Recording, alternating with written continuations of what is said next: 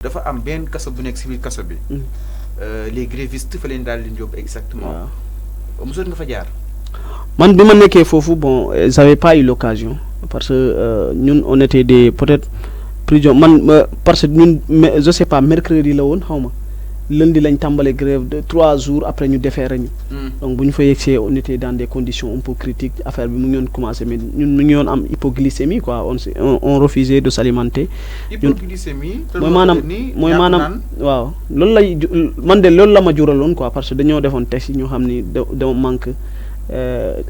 deret sama je sais pas si c'est comme ça donc deret laa manqué woon sama ci tension bi mu ngi wàcc tamit. parce que dégg nañ docteur Niang mu ne Sonko hypoglycémie peut-être bokk na si ay tawatam et que mu ngi si 15-15. donc c'est normal hypoglycémie mu daal di dal li nga xam ne mu di say gréviste. waaw dina ko dal da ngay manqué ndox boo kii ndox rek te yeneen saa yi da ngay dem journée sax doo mën parce que boo lekkul mënoo naan ndox presque li ngay naan ci ndox day néew donc lekkoo li ngay naan ci ndox day néew parce que boo lekkul boo naan sax de sa biir bi day métti comprendre donc da ngay nekk man dama doon toog ay journée du ma naan ndox donc tu vois donc on a un certain moment affaire bi critique à tout moment je pouvais mënoon naa daanu donc crise mënoon naa piqué crise donc ñu yóbbu ma pavillon spécial donc man ak ñoom Pape Abdoulaye Touré donc ak ñoom seen donc à un certain moment c'était difficile c'est vraiment difficile man xam de connaître ce que vit un gréviste li nga xamante ñuy def grève de la faim bi naka lay demee.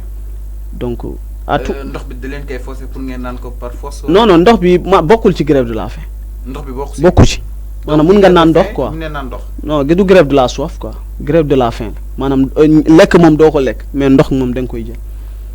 donc c'est ça quoi du jeûne quoi en quelque sorte da ngay naan ndox mais doo lekk donc c'est ça quoi. alors ñu daal di poursuivre ba tey si kaw Ousmane Sonko donc gis nga ñu daal di ko yóbbu fa nga xam ni itam mooy zone principale yaa ngi defal sa révélation bi que ni principal am na pavillon spécial certes amoon na fa mais loolu c'est pour uniquement les détenus. Doom Kassé Pape Abdoulaye Touré mi ngi fa. récemment évacué nañ ko waaye itam ki nga xam ne que mu di Cheikh Bara Ndiaye mi en réanimation Pape Alé nekkoon fa mais bàyyi nañ ko et tant d'autres jamono ji alors. ban compassion ngay am allant dans ce sens parce que Pape Abdoulaye Touré aussi. defoon nga kaso. yéen a bokkoon kaso boo xam ni tam nekkoon ngeen fa. ak ki nga xam ne que moo di Abdou Galas ki nga xam ne que moo di Leuz. Fallou Galas Leuz et tant d'autres alors lan nga siy jàpp que ni instant bii nii grève de faim war na ko mën a apporter comme wàllu fruit ñu war a mën a recouvrir seen liberté. bon rappel tey jii ba ngay dégg ni sa waay mooy Pape Abdoulaye Touré il est en réanimation donc tey jii loolu daf may interpeller parce que nous sommes tous inquiets de sa situation sanitaire parce que moi j'ai vécu avec lui honnêtement man xamoon naa li mu daloon 2019 bu ñu nekkoon pavillon spécial et je compatis instant man xam naa ne à un certain moment li du day empiré wu donc j'ai vécu avec lui bu ñu defoon xaw ma 3-4 jours 5 jours de grève de la faim bu ñu ko indiwoon pavillon spécial moi-même je l'ai forcé à manger parce que dañoo demoon ba en une nuit lu mu jël. il était plus petit si bande bi. non bu doon kii bu doon tax jëmm la pare man ma je suis le plus petit mais bu doon man maa magoon ñoom Pape Abdoulaye. non Fallou Galas moo ma mag. Ousmane moo ma mag mais man bokku moon ñu ci gën a kii ndaw quoi bon ñoom kii mu ngi foofu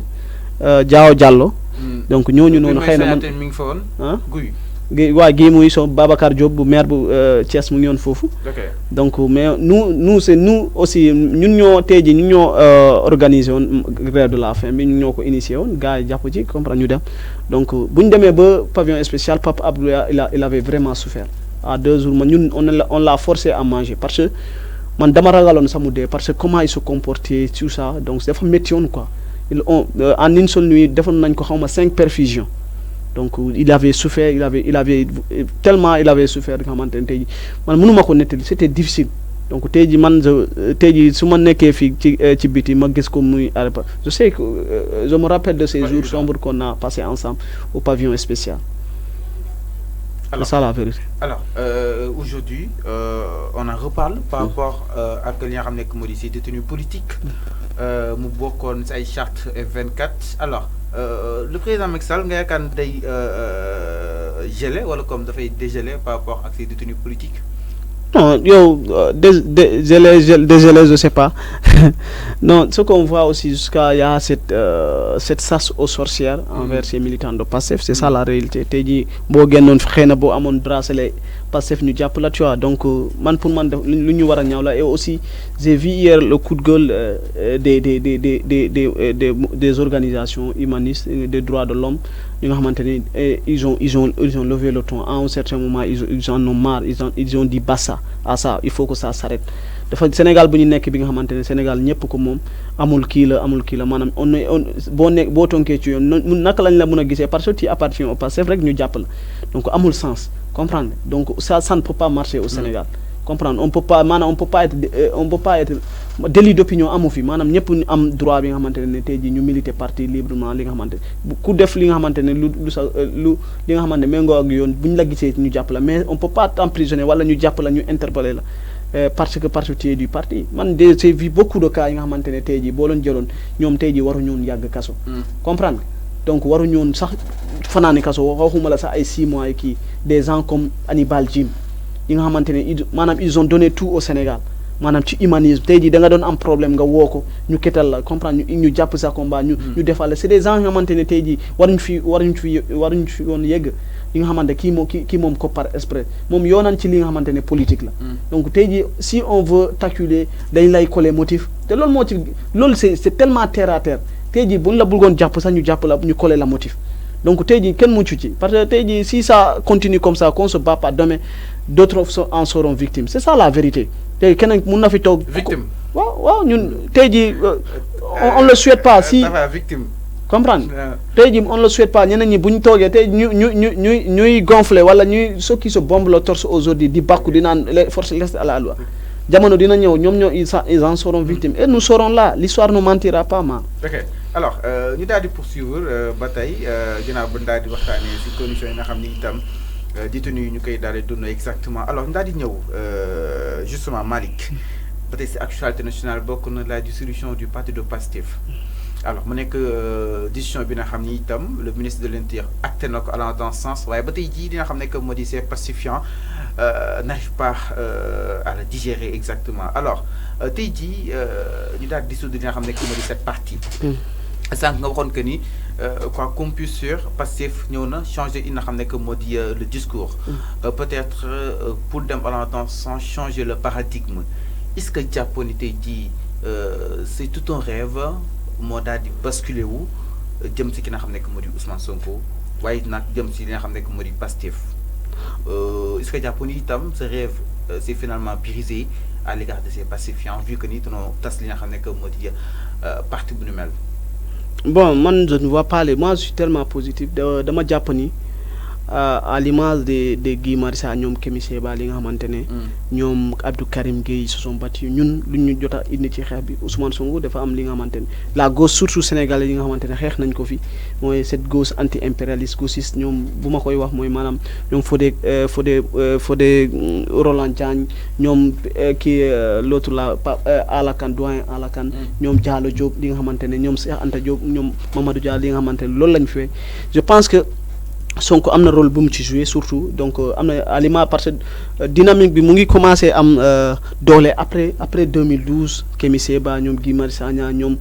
ki wa le mouvement Y'en a marre amna li nga xamantene apporter nako après lolu les Kémi Séba les Guy Marius Sagna sen combat panafricanisme Sonko ñew tamet yegalat bar bi comprendre man dama japp ni il a aussi un mérite dans ce combat là mais limay wax rek ce rêve ne peut pas se briser parce que li man lu ñuy wax ci suñuy aad rek manam tuer Sankara des centaines de Sankara naîtront des milliers de Sankara naîtront donc nit ki mun nga ko rey mun nga mais li nga xamantene idée la manam idéologie la lolu kenn mënu ko rey comprendre donc dama lay jox exemple rek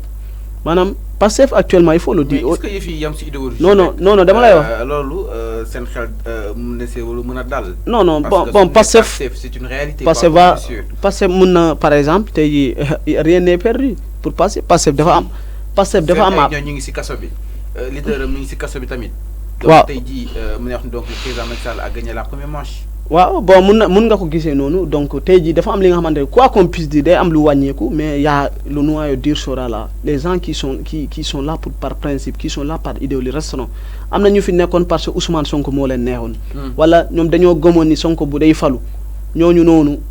il peut pas continuer ce combat là dafa am ñi nga xamante ne dañoo idéologie moo tax ñu topp tey jii dama lay jàpp Sonko nekk prison yow nga nekk sympathisant wala militant te yow xam nga ni Sonko bu ne tey jii. Bon, je ne dis pas passif, nous pouvons choisir n'importe quel parti, récépissé parti, nous avons un peu de temps. Nous avons un candidat. Yo xam ni ça salut fofu la nek manam je sais pas comment est-ce que yang may comprendre manam tay di Sonko bu la né tay di bu néwon wa Pastef ki la wala ñom ñu tok ñu né ki moy suñu candidat ñu jël ben bannière politique ki nga xamantene koku tay di amon nañ nombre de députés nga man mën nañ parrainer candidat comprendre donc buñ démé ñu tànn benn candidat Sonko nee leen jàppale leen kii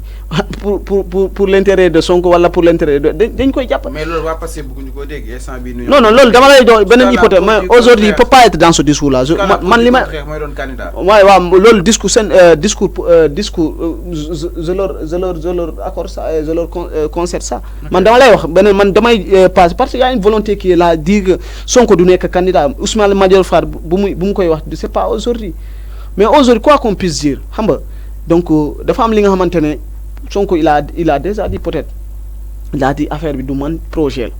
comprendre projet boobu boo jàppee ni Birame Souleye Diop la wala Bassirou Diomaye Fall la wala Guima wala keneen ak keneen wala kii sax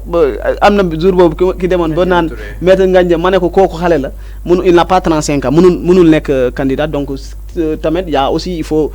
pas aussi minimiser le Pastef aussi a des ténors yi nga xamante ne plus calé même que pas xëy na kii dafa nekk ci jamonoom tollu foofu te il a le mérite aussi donc mais il y a des gens xamante ne qui sont derrière qui croient en ce projet là qui ont bu dee en termes de diplôme la en termes de parcours élection mais nit ñi xamuñu leen parce que bëgguñu média donc ñooñu ñëpp am nañ ko am nañ crème bi au fait am nañ appareil pour xam nga lan moo lu gën a jafe ci politique mooy appareil gis nga am na ñi nga xamante ne fii ñu ngi Ndakaaru fii xam nañ leen boo wàccoon Kolda boo lee kii kenn xamu leen après kooku noonu il faut maanaam devant les médias il est puissant wala am na tur bi mais au niveau local boo demoon Kolda commune sax boo laajoon kan mooy kii diñ ko xam. maanaam donc à l'appareil. non ab leader politique ñu fi am appareil instant yi tuuti la peut-être Benno am na appareil parce que ñoom ci nguur gi lañ nekkoon ñoom ñi sax tey jii y a une grande divergence est-ce que dañuy am consensus ci benn candidat. donc tey jii Benno Bokk Yaakaar moo fi am appareil Sonko mooy Pastef ak kii mooy waa kii PDS tuuti PDS tam seen appareil mu ngi commencé sox bu baax a baax am na yeneen zones yi sax instant yi amatuñu fa ay représentants sox na bu baax a baax surtout mais Pastef mooy parti bi nga xamante tey jii boo demoon dëkk bu gën a sori Sénégal da nga fay nekk fekk benn responsable politique wala benn militant bi nga xamante il est actif dans ce village. Et ça c'est mais Malick si toutefois Pastef nekk li nga xam nekk moo di benn idéologie donc le pourquoi s'attarder sur la candidature d'Ousmane Sonko. Mais est-ce que jàppoon ni